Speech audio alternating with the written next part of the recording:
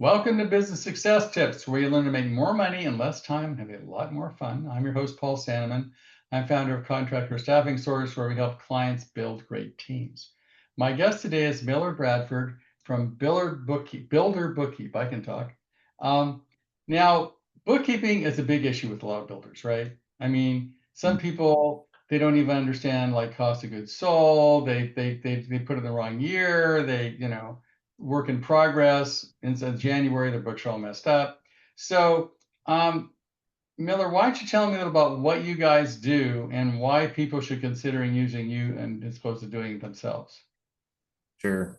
Yeah. Thanks for having me, first off. But yeah, we get a lot of clients that are either, the owner's doing it themselves, or they've got, an office manager who isn't, a skilled accountant, so not the right person doing their accounting. And, we come in and we're a fraction of the price of a full-time accountant, and, everything's perfect.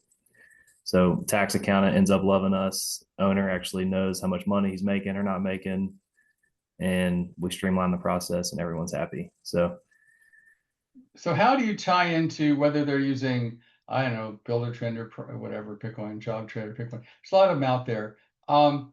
Do you tie into the current software? Do it separately on spreadsheets? How do you, and everybody's QuickBooks. So how do you tie this all in so they know actually how much money they're making on a weekly basis?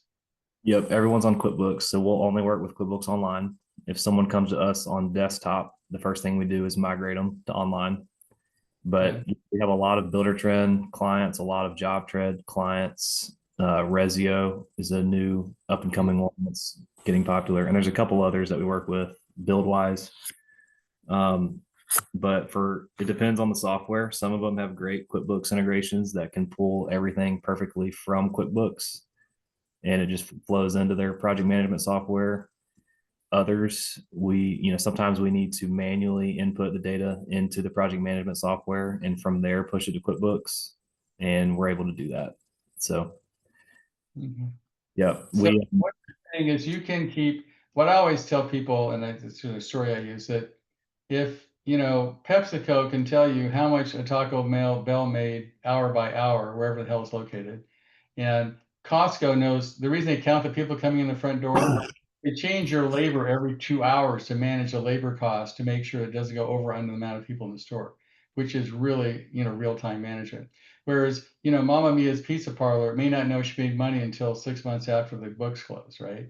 So unfortunately, a lot of contractors are like, Mom, they don't really know. They look at, oh, there's money in my checking account. It could be good. Or I don't understand work in progress. Does that mean I count it or don't count it? It's a very sophisticated problem that most people don't have sophisticated solutions to. That's my experience. agreed. Yeah, we try to push all of our clients to do a WIP report, hire us to do a WIP report. So we're calculating over billings, under billings on all their jobs every month. So that way, when we send financials, they're on a percent complete basis, and we're able to tell a builder how much money in the bank account is actually his and how much is actually his customers. If he's holding deposits or, Right. billed for things that they haven't actually been billed for themselves. So what is the biggest problem you find with builders when you start to take over their books? What are the classic mistakes they make and how do you prevent them? Classic mistakes is usually around AP, accounts payable. So they normally have just a bunch of old crap that they didn't even know was there, stuff from 3 years ago, 2 years ago, last year. And it's like, no, that we paid that. So, okay, was it recorded as an expense, but then also entered as a bill? Do we have a duplicate? So the first thing we do is look at AP and AR for a client. So with AR, they might show overpayments or old invoices that they actually recorded as deposits instead of payments against an invoice. So now they've double booked income, or it kind of all is centered around like duplicate transactions. And we look at unclear transactions in the bank accounts, stuff that's not reconciled from months ago, years ago. We How get all. often does the average contractor reconcile his bank account? How long has it been? How long does it normally? I mean, you're supposed to reconcile every month, but my guess is a lot of guys don't do that. Yeah, it's more like, you know once a year, the tax accountant might do it just to do the tax return. And even then, sometimes we get some clients where, taxes are being done without even reconciling accounts. It's crazy. Hmm. But yeah, no, they're not doing it. Um, but yeah, we do it. We do it monthly.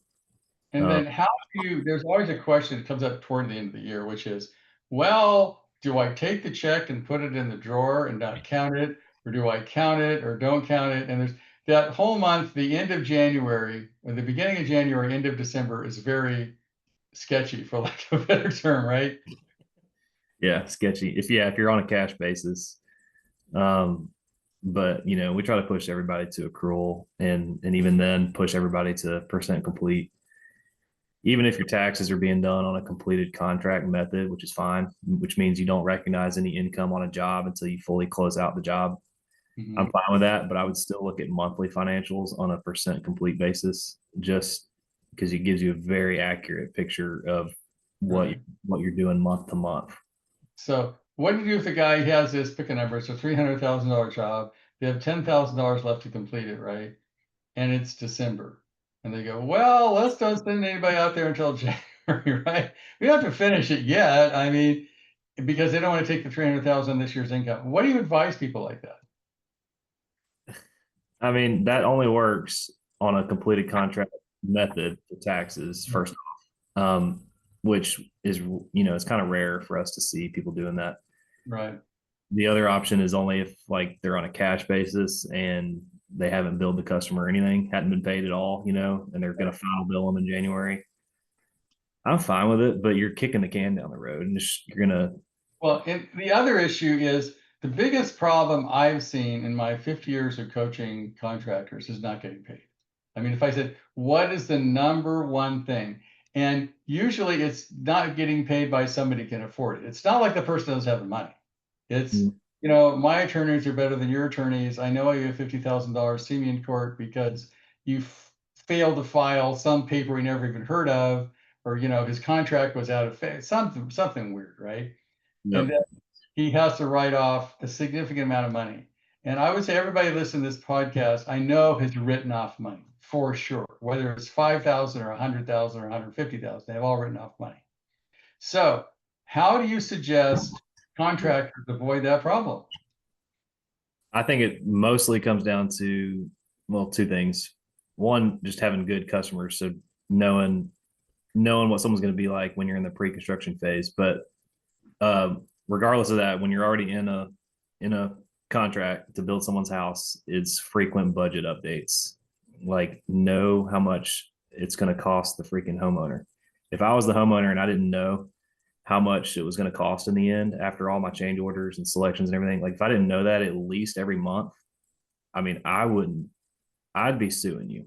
You know, I don't know how so many builders get away with just like getting to the end of a cost plus project, and the homeowner has no idea that they're 50, 100, $200,000 over budget until the final draw.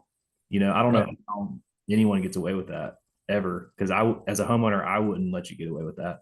And the other issues, what about taking a deposit? I have some clients that seems to work where they take a 50,000 deposit or some significant amount of money up front. They hold it in escrow, and then they make that go toward the last bill, not Yeah. the bill. So one guy I know, example, he did a $5 million house. He got 500,000 up front. He put it in escrow and said, "I'll give you that at the end," Yeah. because he burned a lot. Yeah. So can you do that? Does that make sense? Yeah. I totally agree with that. And I'd rather you owe the customer a little bit of money at the end than them owe you money. And who cares? They'd be ecstatic to receive money back. And Um, the rule of thumb is if they owe you money at the chance, in the end of the contract, you may have a 50% chance of collecting it. It's not good. yeah, I agree. Yeah, it makes everyone nervous. Right.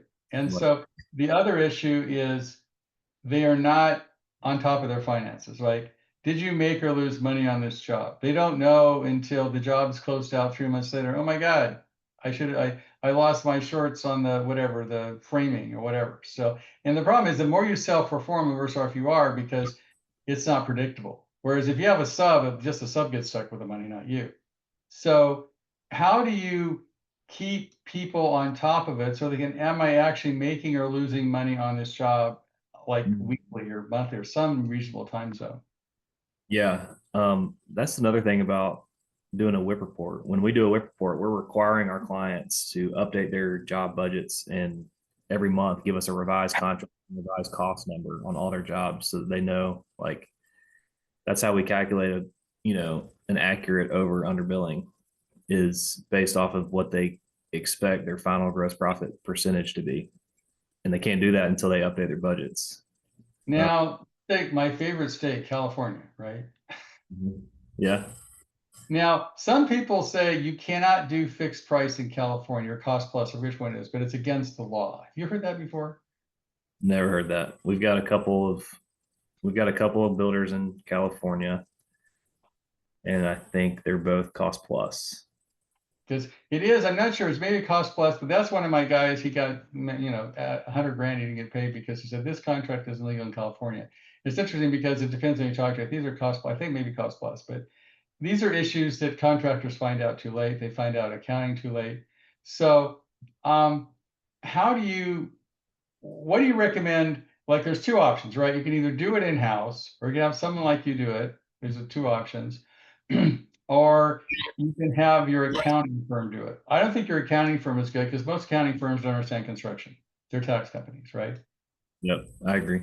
Yeah, it's pretty rare that you're going to find a tax accountant that can do really good construction bookkeeping. I mean, I haven't seen it. So that with two alternatives, either do it in-house or outsource it. What do you see the upside and downside of either? Um, Obviously, I'm biased, but upside to outsourcing is, we're a fraction of the cost and we're better.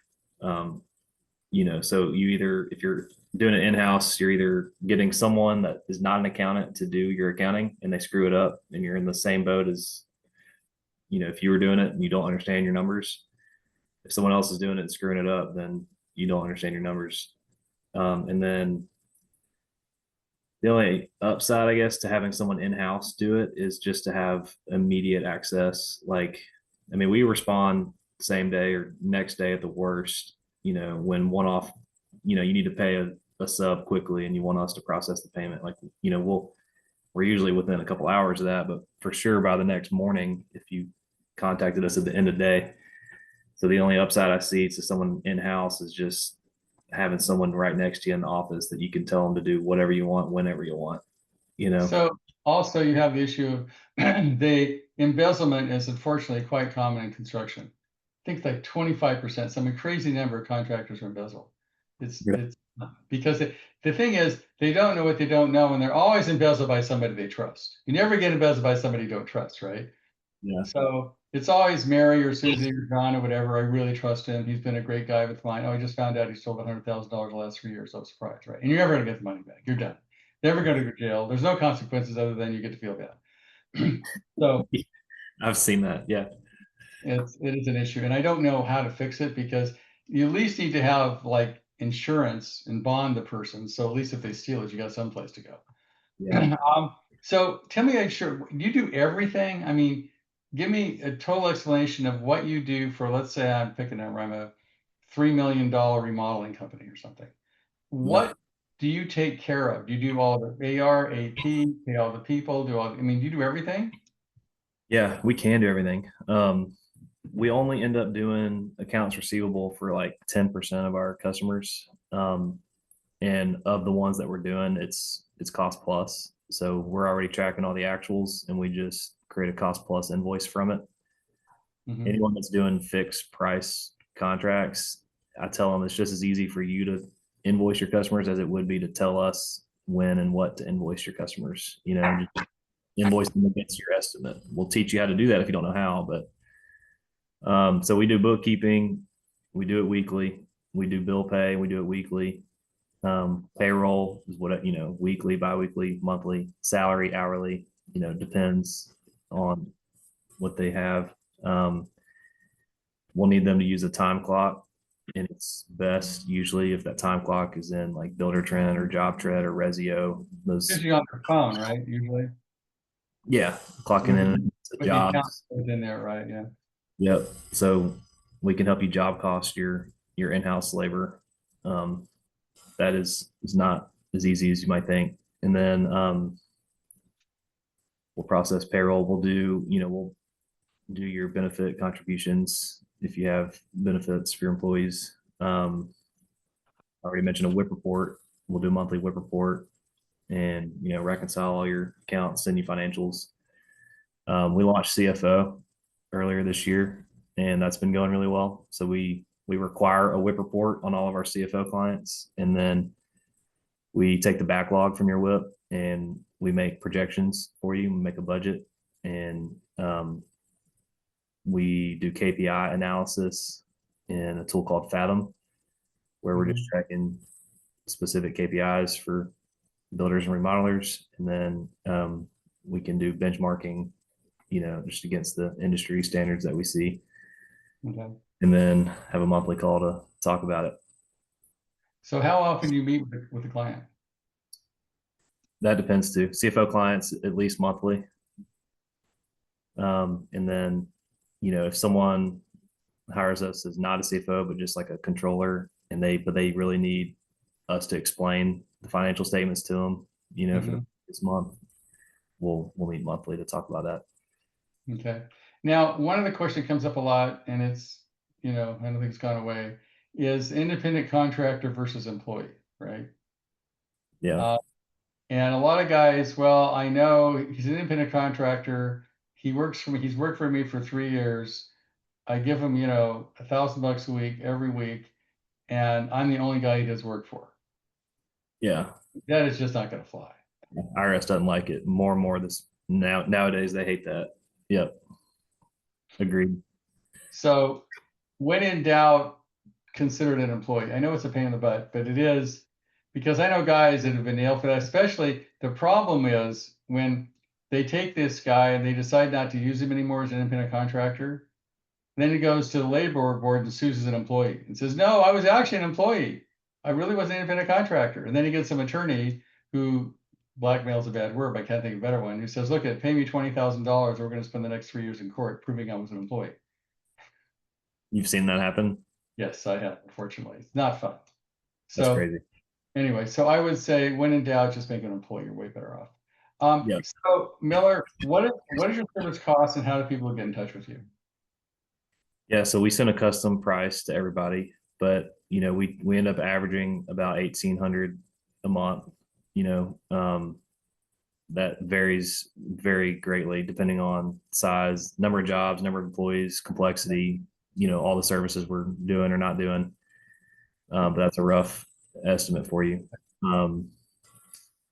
You can go to builderbookkeep.com, and there's a million buttons everywhere pointing you to book a meeting with me. Right.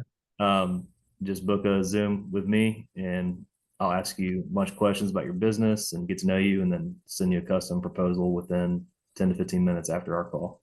And they're going to talk to you, actually you? Yeah, I do all sales and proposals and onboarding right now.